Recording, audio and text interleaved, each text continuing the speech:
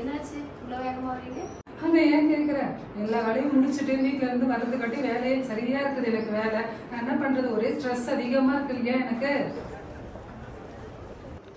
அதுக்கு இப்படியே வருவியா? ட்ரெஸ்ஸு கழுத்தில் அந்த கொண்டை வேற போட்டிருக்க.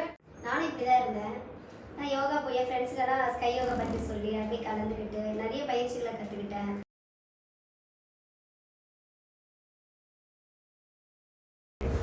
என் வயசு ஆளுங்களுக்குலாம் பரவாயில்ல நீங்கள் சொல்ல ஸ்கை யோகா. இப்போ எங்கள் அப்பாவுக்கு மூட்டு வலி இருக்குது, என் பையனுக்கு வந்து தூக்கம் இல்லாமல் இருக்கான்.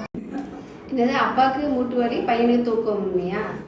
நீங்கள் வேணால் போய் ஸ்கை யோகா எங்கன்னா போய் பாருங்க. இல்லைன்னா தெரியலன்னா என்கிட்ட சொல்லுங்கள், நான் உங்களுக்கு சொல்கிறேன்.